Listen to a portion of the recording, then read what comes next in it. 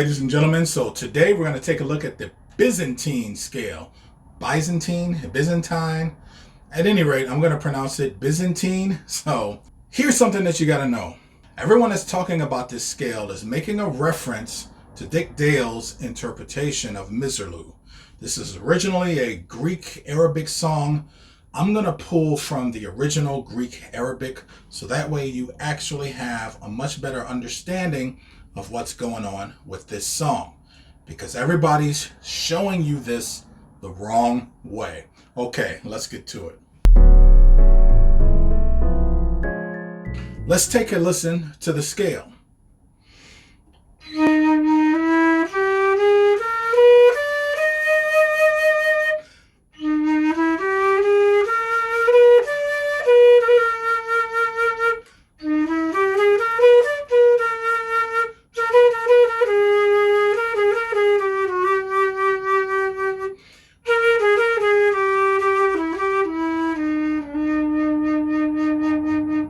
That much, absolutely 100% Byzantine. This scale is derived from having a major scale with a flat 2 and a flat 6. It's major. I did a video not too long ago on modes talking about how you can still have major but have it not quite sound like major. This one, very beautiful mode, very exotic. I love playing this thing.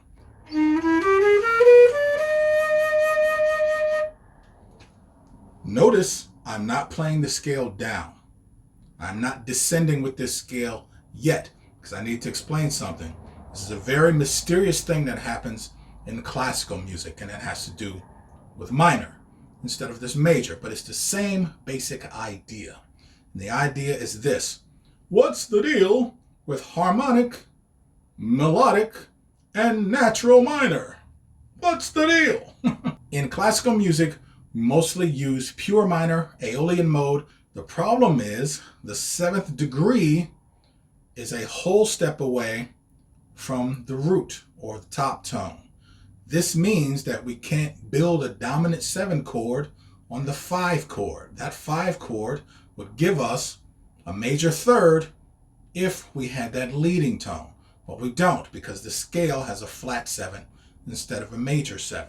So what did they do? They were like, okay, well, let's just drop the flat 7 and keep the major 7. But when you do that, you wind up with this interval. I'm going to do this in E flat minor. The original Greek one is in E flat minor, at least from the one that I found.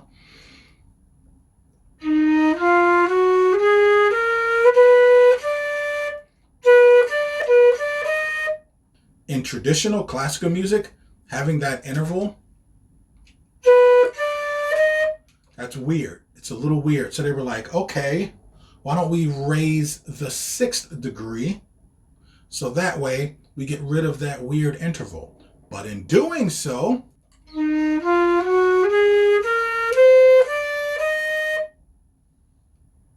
now it doesn't sound so minor-y anymore.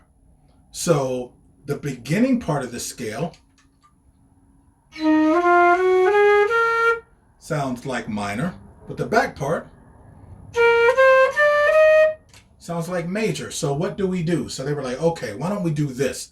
Let's take the melodic minor scale, but on the way down, we'll play the flat 7 and the flat 6. And this essentially fixes the issue.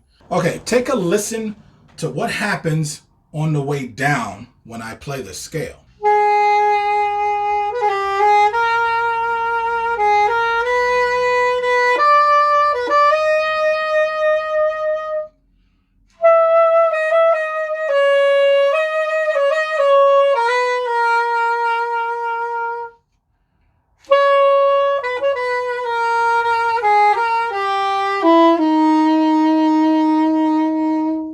Okay, so on the way down, I've switched over to what would be the equivalent pure minor. Technically, it's major with a flat 6 and a flat 7.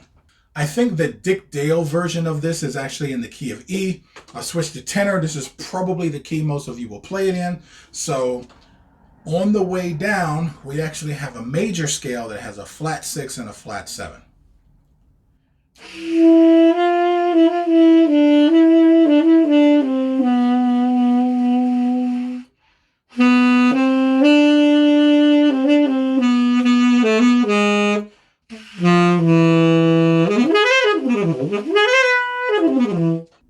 ways you can think about this scale. Number one is to think about it like it's a double harmonic major, which I think is ridiculous. Another way you can think about it is that it's a major scale with a flat second and a flat sixth. And another way to think about this scale is that it's actually two major 7 arpeggios a half step away from each other. So we have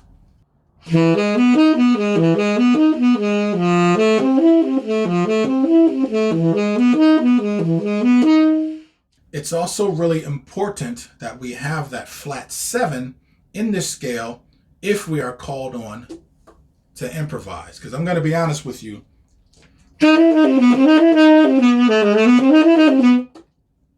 gets a little old after a while, and you wouldn't want to.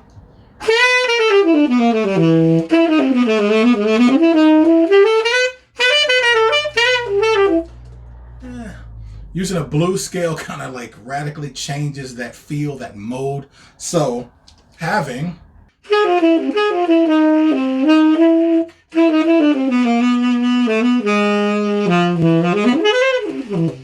if I wanted to apply the classical melodic minor convention to this scale, this Byzantine scale, it should sound like this.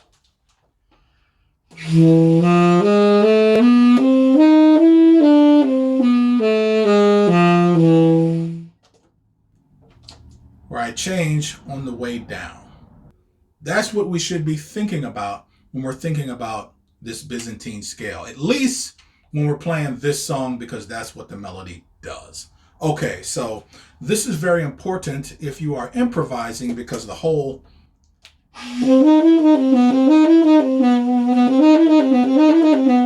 it's not as melodic as